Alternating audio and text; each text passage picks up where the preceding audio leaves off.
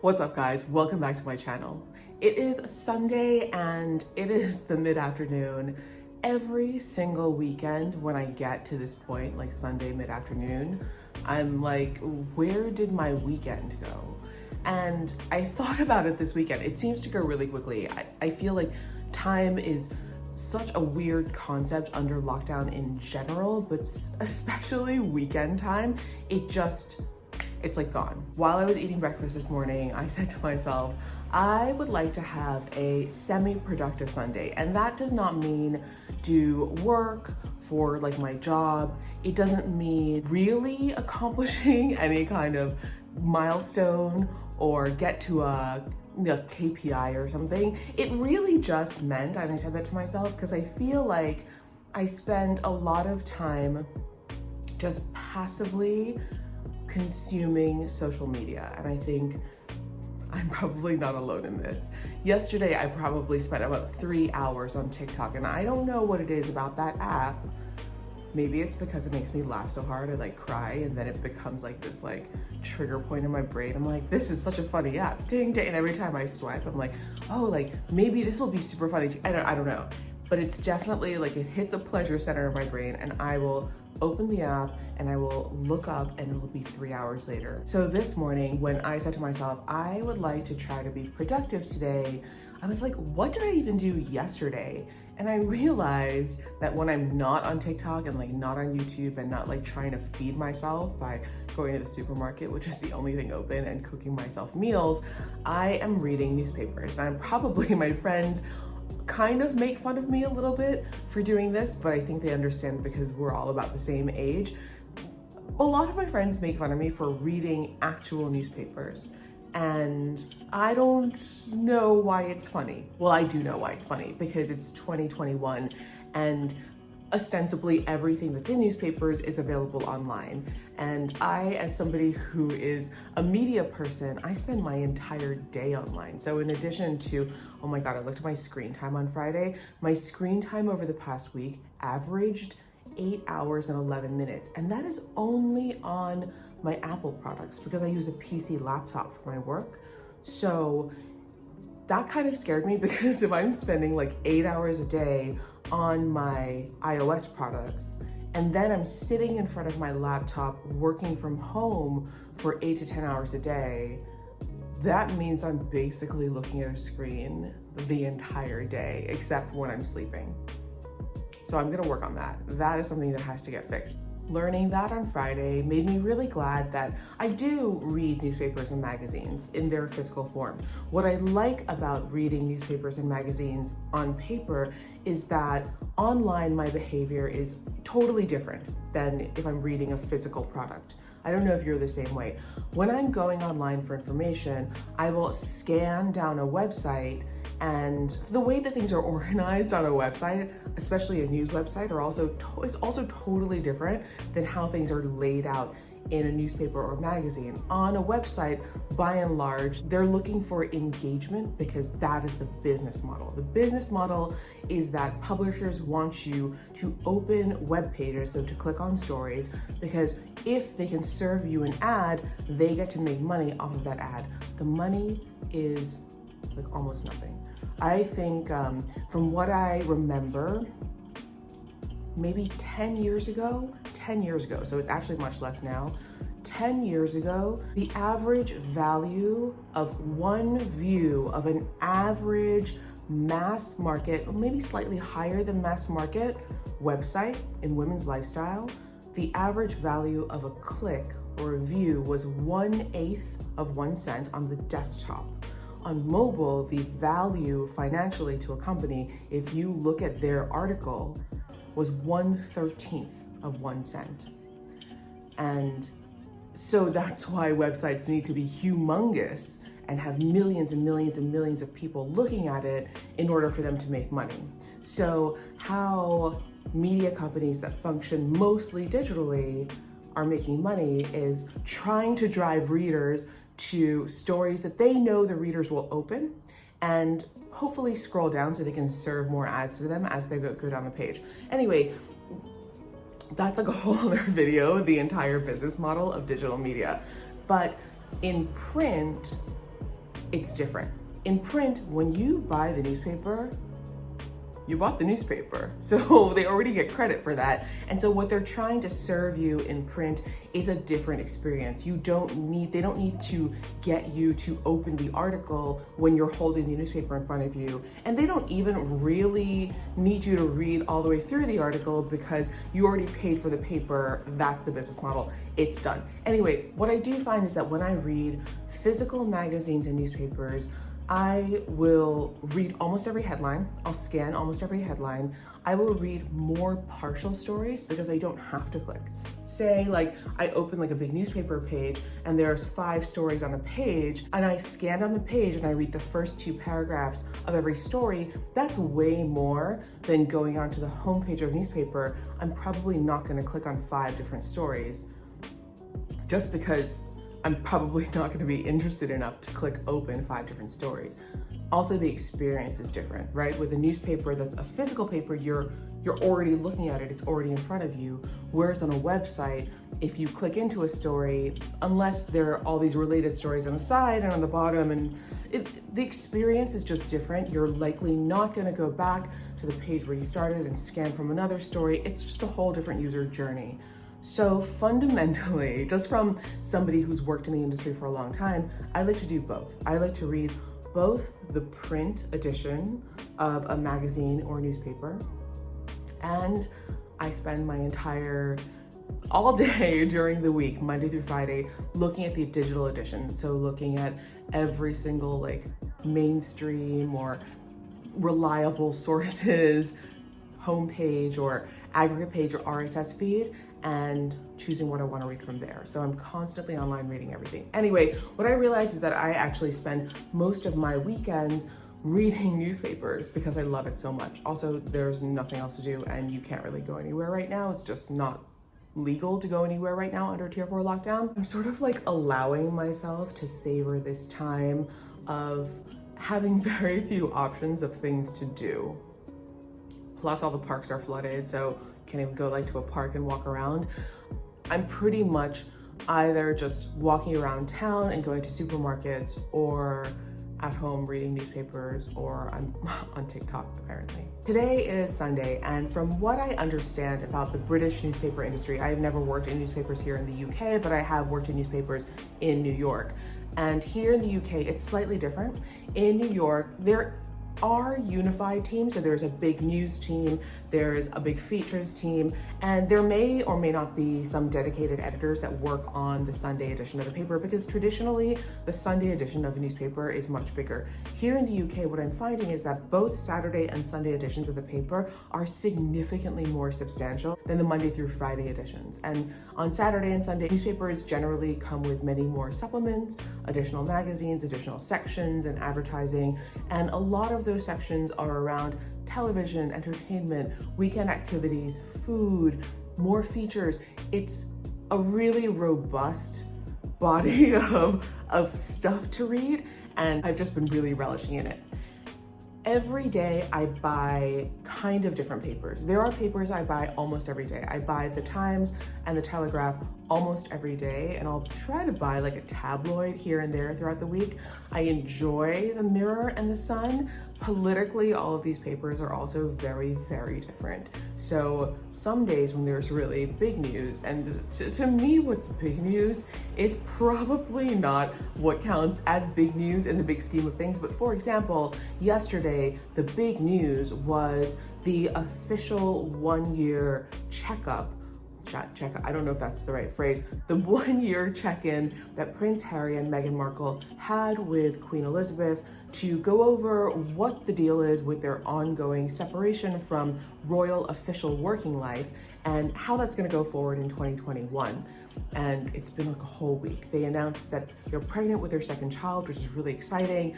But a couple of days later, it also leaked that they were about to film a tell-all interview with Oprah. And I love Oprah, but it definitely seemed like the royal family had not been told that Prince Harry and Meghan Markle were set to film this tell-all. And if you know anything about the very recent history of the royal family here, they're not fond of tell-all interviews on television. And to be fair, I don't blame anyone for not being fond of tell-all interviews on television, even for normal people. So that all happened, and then there was an announcement dropped on Friday where the palace made an announcement, and then Prince Harry and Meghan Markle made their own announcement a few minutes later, and there was like a whole thing, and it was like drama. So yesterday, on Saturday, all the newspapers covered this, and they all had cover lines. So cover lines are headlines on their cover about this story. And I was really interested to read different takes based on different perspectives and different politics in this country. So I bought a bunch of different newspapers and I read all of those stories to see what the columnists were saying, what the royal experts at each newspaper were saying, what the more conservative papers were saying, what the more liberal papers were saying. It was really, really interesting, and I do think that there's a closer national consensus here in the UK about how people feel about what's been going on. And I think it's very, very different in America, which is where I grew up and which is where Prince Harry and Meghan Markle live now. So it'll be interesting to see how this plays out over the next few weeks. The interview will air on CBS in March, and I don't know when it'll air here, but I'm excited to watch it. Anyway, today is Sunday, and I don't think I missed any huge news overnight. I'm constantly online, obviously. So today I picked up 4 newspapers I went to the supermarket because I needed to buy eggs. So I picked up my newspapers there. So I wanted to show you what I got. And for anybody who is not in the habit of reading newspapers, this is what newspapers are like in the UK on Sunday. The first newspaper I got is The Observer. So The Observer is the Sunday edition of The Guardian. I know that is so confusing, but there are so many newspapers here that change their names for their Sunday edition. I should probably look up why that is. There's probably a very good reason, but I picked up The Observer. I picked up The Observer last Sunday too. I am not a daily buyer of The Guardian, and I know this is sort of like bad media behavior, but there are certain news websites in the UK that you can read for free online, and that includes the Daily Mail, The Guardian, and I read the BBC news site just as sort of like an everyday information, just, like a news ticker. Because I can read the Daily Mail and the Guardian online for free, and because they're covered with ads and I'm on those sites all the time, I do feel like I feel less compelled to buy the physical product. I buy the Times in physical format almost every day because the Times website is not accessible. So if I'm gonna pay to read a website, I would rather pay to buy the newspaper, if that makes sense. It's just a different user experience. And I guess I could pay for the subscription in print and also get the digital version, but I actually prefer reading it in print. And then during the day, I will sort of do just daily check-ins with other news outlets all over the world just to keep abreast of just, the news throughout the day. But I like to have the physical copy. So if given the choice between paying for a website and paying for the printed product, I would actually rather pay for the printed product. There are some newspapers that I pay for both. So because as I've said this a few times in my videos, I'm obsessed with supporting local news. I think it is so important because if local news disappears, and this goes for anywhere in the world, then the local voices and the local concerns and local issues are erased, and there's no platform for that besides extremely fragmented platforms, for example, on social media, which, while powerful, is not the same at reporting and journalistic standards as local newspapers. So for example, the Oxford Mail here, I buy the actual paper and I pay for the digital subscription. So that's an example of something I do both with. I bought The Observer, and this week there is a Kate Winslet interview, and there is a food magazine inside, and I love a food magazine. I worked in food for a long time. I was the digital director of Food and Wine in the US and also the executive editor at Epicurious in the US a few years ago. So I have a long history and a long background in food journalism. So I love seeing what people are doing. So it's the Food Monthly, so I got that. I also picked up The Sun. Now, given the choice between The Sun and The Mirror, I usually do pick up the Mirror. The Sun is more, I think it skews more conservative. The Mirror skews a bit more liberal. They both have like a fun tabloid take on human interest news stories. Last week I picked up the Star, which I don't think I've ever bought the Star before, but that was also a very entertaining tabloidy take on human interest news. So I picked up the Sun, and on the cover the cover is a really blurry picture of Oprah boarding her private jet, leaving Montecito after her Prince Harry and Meghan Markle interview. So I'm interested. I'll read the story. I think it's interesting. Like I said, I'm interested to see how this story plays out. I also picked up the Sunday Telegraph, and if you notice, on Sundays, the Times and the Telegraph, they both change their title from the Telegraph to literally, they write the Sunday Telegraph. So up here above the Telegraph, there's a story about Wallis Simpson, and a lot of people have been comparing the Prince Harry Meghan Markle situation to the King Edward Wallis Simpson situation from decades ago, where King Edward abdicated the throne to marry an un-American divorcee. And so I think this is kind of relevant. I'm not super interested in the Wallis Simpson story. I'm more interested in what's going on now. There's also Prince Charles here, who went to go visit his father, Prince Philip, who has been in the hospital for a few days for observation. And yeah, so there's a photo of him going to the hospital. Inside the Telegraph, there are a few sections on Sunday. There's business and money, which actually tends to be less markets driven because it is Sunday and markets were closed on Saturday, so there's no new news to report. It's a lot of analysis and business features, which is kind of interesting. I generally don't know that much about business and finance. My brother works in finance, and every time I ask him a question about finance and he tries to explain anything to me, he's tried so many ways, like verbally with charts, like sending me links. He's written me like long outlines on emails, just trying to explain things to me.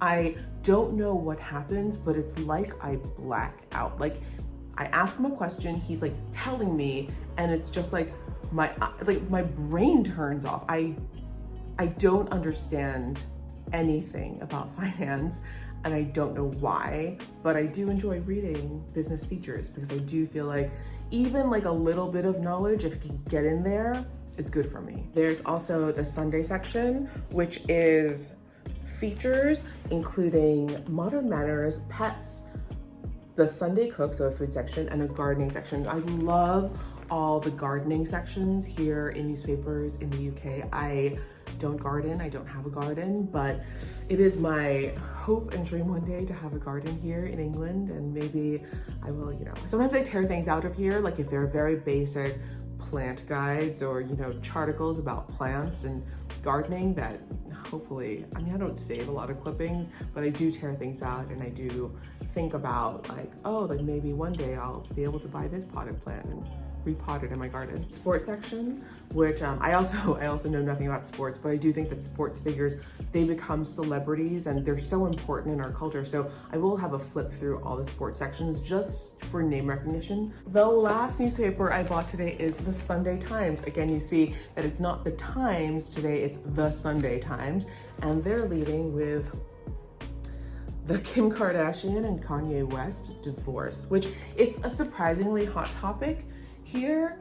But yesterday I saw some coverage. Kim, apparently the reports are that Kim officially filed divorce papers just this past week at the end of the week, and the newspapers here didn't really cover it during the week as news, but I do think they're covering it as analysis, because you can see that this is a story written actually by Kim Kardashian's divorce lawyer. On the weekends, there are all these sections, so I'll show you the sections of the Sunday Times. So this is the cover of the Times, and they're leading with Kim Kardashian, but they're also leading with how Prince William is sad and shocked at his brother, and I think this has to do with the statement that Prince Harry and Meghan Markle issued in rebuttal basically to the Queen's statement, and you're not really supposed to issue a rebuttal to the Queen. It was perceived by a lot of media outlets in this country as being quite rude, especially how they phrased it, and especially at a time when Prince Philip is in the hospital. A lot of the takes I've read have been that people are very disappointed with the way that Prince Harry and Meghan Markle have gone about doing the thing they want to do. It seems my take is this. I think I don't really have it. I have no horse in this race. Like, I'm not super invested in this story, but I do think that it doesn't seem like anyone is faulting them for wanting to do the thing that they want to do. Everyone's like, great, that's great. Go do the thing. Do the thing you want to do. But what it seems that a lot of outlets here have taken issue with is how they've gone about doing it, which every step of the way has broken hundreds of years of protocol. And a lot of people have said and written in media outlets that they're both perceived to be quite rude in how they've gone about doing the thing. I don't think any media outlet has actually faulted them for wanting what they want and going for what they want to achieve. But I do think it's been interesting. It's been really interesting to read all these takes, and I'm still very, very interested in this story. So the sections in the Sunday Times this is the news section, and then sports. And inside of the sports section, there's business and money. There's a special section called International Track 200, and I think this looks like a special sponsored section by HSBC. There is a weekly home section, which also includes real estate, which I'm passionate about. I'm obsessed with real estate, especially here, because I would really, really like to eventually be able to buy a property here in the UK. And inside the home section, ironically, home and travel are put together in one section. The Sunday Times also comes bundled with a bunch of supplement magazines. So this is one of my favorites. It's the style supplement. This has been forever, this magazine. I've been reading this for like 20 years. Every time I've been in the UK, I try to pick it up. This is the interiors issue. Advertising things that I don't look at. It's like, this is almost like, you know what this stuff is like? This is almost like, it's like a mix of like Sky Mall and then like cruise advertising. I don't know who's going on a cruise this year. Then there's a culture magazine every week. On the cover this week is Sienna Miller, and the Sunday Times magazine, which is about the vaccine. So yeah, so that is what I spend my entire weekend doing. I generally read all the papers on Saturday, and then I rinse and repeat on Sunday. I am a news junkie. I love reading stories, and I'm gonna do that now. Maybe have a cup of tea. I already have a Diet Coke here. And maybe I'll pull out some interesting stories to share with you guys. I do find that Saturday has more funny stories and more like quippy takes than Sunday papers. I wonder if that's up to like the staff. I feel like maybe the Monday through Friday and Saturday staff, by Saturday, they're just like, you guys, like, here's my punchy take on this. And the Sunday staff may be a little bit more features orientated and like serious, but all right, that's what I'm gonna do, and I'll check with you guys later.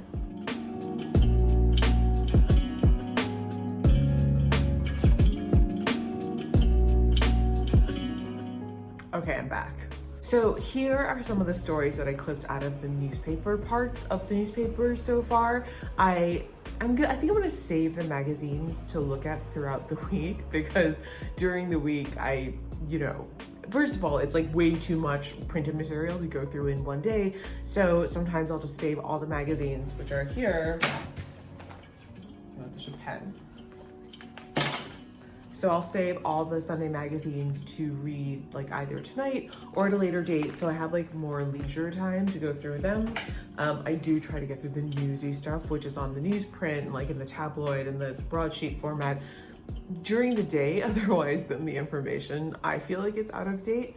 But I wanted to show you some of the stories I clipped out. Some of these stories I clipped out because I thought they were funny, or some of the stories I clipped out because I do want to save them, because I think like I want to either look up something that's in the story or read the book that the story's about, or I want to like spend more time with the story, even though they're like not super long.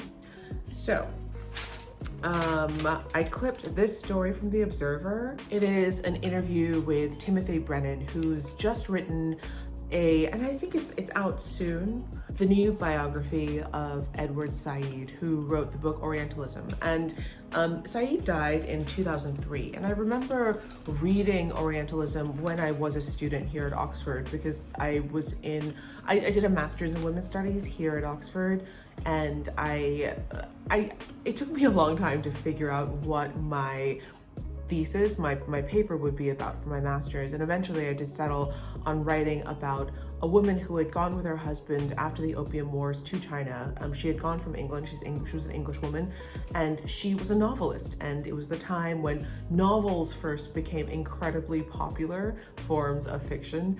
When she was in China with her husband for many, many years, she was one of the most prolific women novelists who wrote a lot while she was in China. There were actually quite a few women novelists from the UK who went to China during that time, in like the middle to late 1800s, but she was the only one who actually wrote an entire body of work while she was out there. So as part of the sort of background understanding of what the framework I would be reading her books in, if that makes any sense, to understand the context historically without having done an entire history degree about that era. I actually read a lot of colonialist and post-colonialist theory and research. My advisor was a Professor Robert Young, who is one of the most preeminent post-colonialist experts in the world. He lives in New York now, but I read Orientalism when I was here doing my master's, and I think it really struck a chord with me. So I've always been interested in Said's work since, and I'm excited to read this new biography. Also from The Observer, there was this story about sponsorships by smokeless tobacco companies that they're placing with influencers. I think this is really interesting because I don't know if you've also noticed this. I follow a lot of influencers on YouTube and on Instagram who are way younger than me. And because I think those are the most powerful influencers, the ones who are younger millennials and like older Gen Z, mostly millennials. And you've seen their careers really, really evolve over the past 10 years as social media has become an incredible force in media. But over the past year, and I think it's because of lockdown, I've seen a lot of them drink more in their videos and endorse more wine and liquor brands, which I was very surprised about. There's nothing wrong with it, I guess. I guess it's just because I've been watching them for so long, and when they first started, they were all teenagers on this platform. And I think back in the day also, YouTube would demonetize liquor videos. I'm not really sure about that, but that was my sense, that they would demonetize videos that had drinking in it. I actually don't know, but it's really been recently that I've noticed that a lot of them have been taking alcohol sponsorships. And I haven't seen this yet, but these are smokeless tobacco sponsorships that I guess it's becoming a thing. So I clipped this out because I think it's interesting and I want to read through it a bit more carefully at some point this week, because I do think there's an idea here that I want to explore potentially for a bigger trend story. From The Times, I clipped this column. This is about real estate and whether it's affordable around the UK or not. And there's a little chart here that talks about the least affordable and most affordable cities / towns in the UK. And what they do is they gauge the average salary versus the average, like what the average salary should be able to get you in terms of a home based on historical data and based on not having to take out an exorbitant mortgage. And they compared it to the average house price. So the most unaffordable cities in the UK are the city of Westminster in London, where the affordable house price would be £279,000, but the average house price is actually £910,000. The second most unaffordable is Chichester, so I don't know if I'm pronouncing that right, where the affordable housing price should be £128,000, but the actual average house price is £407,000. Third is Oxford, where I live, and the actual affordable house price should be £136,000, but the actual average house price is £420,000. which is true. Like I've been looking at property prices in Oxford for 20 years, ever since I was, ever since I thought about moving back here when I was in my 20s, and it's really expensive. It's almost on par with New York City, just off per square foot, but only very slightly off per square foot by dollar amount. And it's always really surprised me that it's so expensive to live here. The fourth and fifth most unaffordable cities in the country are Bath and Cambridge.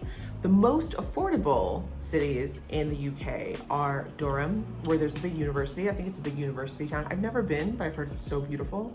Stoke-on-Trent, Sunderland, Preston, and Carlisle. I have not been to any of those cities, but take a look around rightmove.co.uk and see if there's anything interesting there to buy. This is also from the Times. I clipped this out, and I think this is something that we all know because we've heard it hammered in like over and over and over again. But this is, I think this is an excerpt or just some information from a new book that's coming out called Burn: The Misunderstood Science of Metabolism.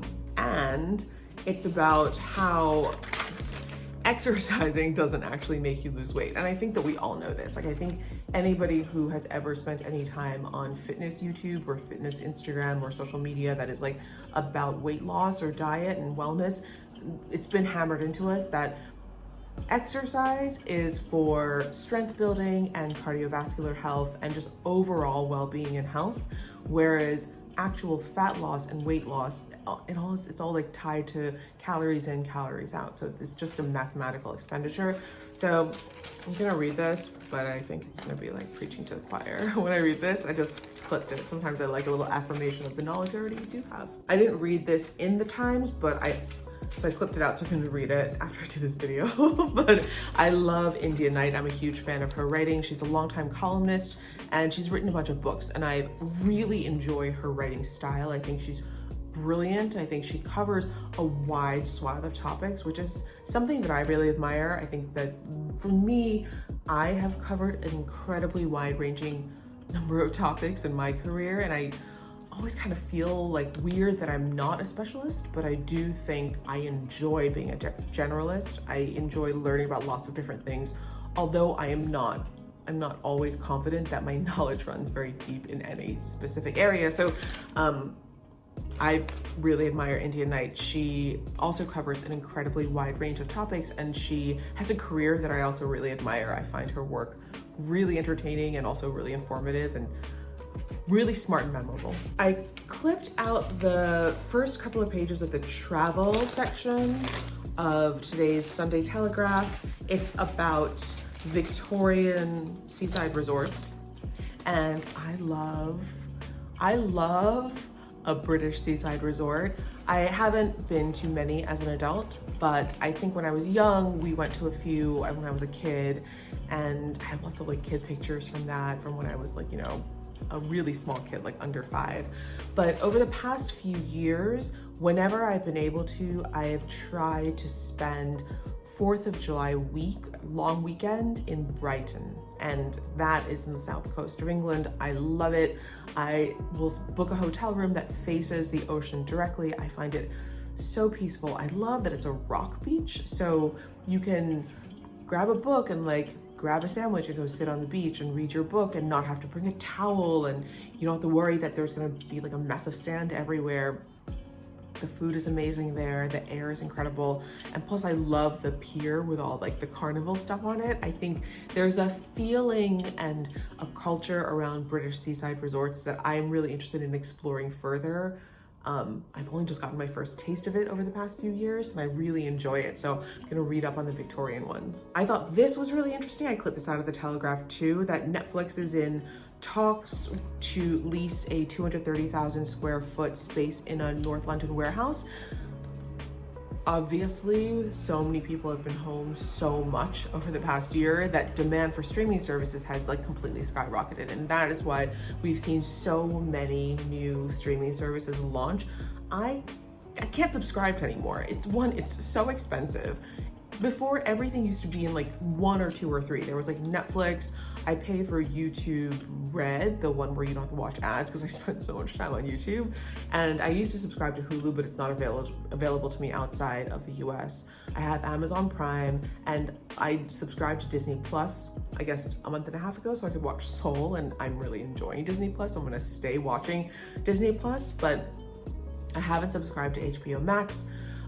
There's Showtime, there's like all these other ones. I wish I could get TLC on demand here in the UK, but I can't. But I think here it's called Discovery, and some shows are available on BBC iPlayer. There are just like millions of streaming services, but I do think Netflix is really coming out on top. They just opened well, they didn't just open.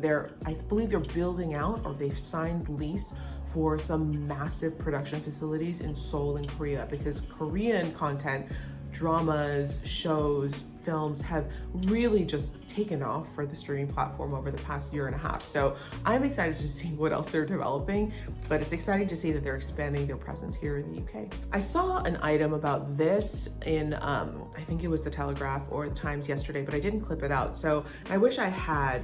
Look, it's like just like this tiny little like sidebar item. So I clipped it out from the Sun today, but I didn't know this until I read the item in the paper yesterday. But the term spinning, like that class where you like stationary bike to nowhere, spinning was trademarked by a company called Mad Dog Athletics way back in the day, like in like the 90s or the 80s or something.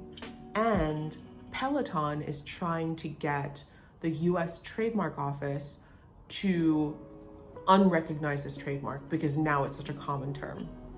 I thought that was really interesting. And I guess I never questioned why so many branded cycling companies call their classes and their programs cycling. I just never thought about it, but I guess it's because spinning is trademarked. This I clipped out from a magazine. I think it was the Sun magazine today.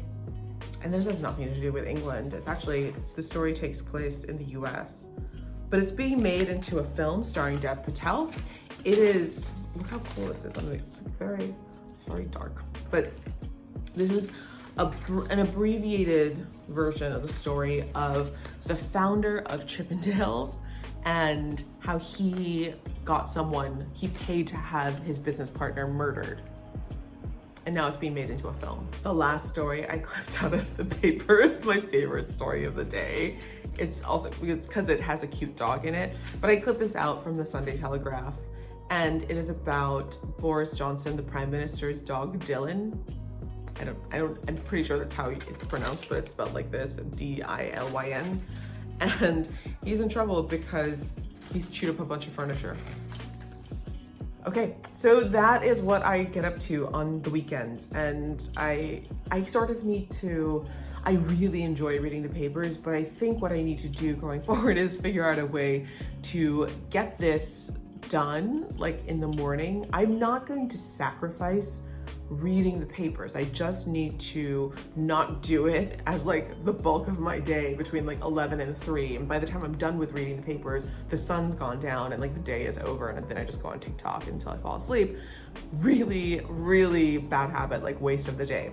So I think I'm going to try to shift my paper reading to the mornings and implement some kind of framework for my weekend so I don't get to Sunday night and I'm like, I've wasted the entire weekend. Although I've like entertained myself and read a lot of stuff, which I'm happy to read things on paper, I would like to be able to have something to show for the weekend. And this is part of the reason why I like making YouTube videos, even if like no one watches them, because I think that at least I feel like I'm making something and putting it out into the world. What I've also started doing with my friend India, who is an expat who lives in Amsterdam. She and I know each other, we've known each other from like New York days for like 15 years, but she is living in Amsterdam. And what I sort of like, I think she secretly enjoys it, but I sort of like strong-armed her into doing a Clubhouse chat room with me every Sunday night at 7 p.m. GMT, 8 p.m. Central European time.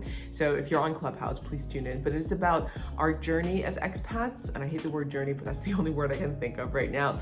It is about how we used to talk to each other all the time in New York. When we used to have dinner all the time together, we'd be like, oh, like, let's leave New York, like, let's move. Like, where should we move to? We really want to move. And then finally, she did it. She did it way before I did.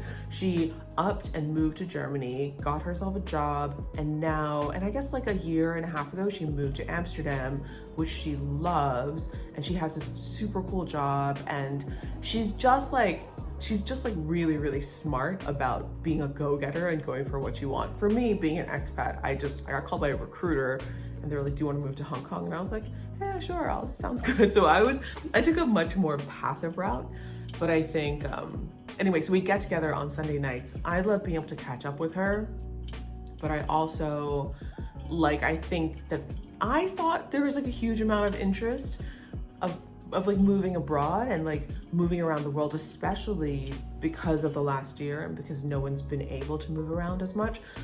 So we'll see how it goes. Last week, we didn't promote the chat room at all, and I scheduled it really, really last minute. So it wasn't like in anyone's calendar or feed or anything. But this week, I put it up a few days early. So let's see if that makes a difference. I told her, I was like, listen, no pressure. I feel like she's much more conscientious than I am about metrics and performance. And I told her, I'm like, listen, I'm just happy to like talk with my friends, and sometimes other friends will drop in. Like last week, my friend Lori, who lives in Dubai, dropped in to the call, which was really cool because she's also an expat and she works in a different industry. So it brings a different perspective to the whole thing. So anyway, this video has now gone on for way too long. This is what I do on the weekends. I read papers and I talk to a camera, or I talk into my phone. Screen time. I think this counts towards my screen time, so I better log off. Thank you so much for watching. Please like and subscribe, and I will see you next time.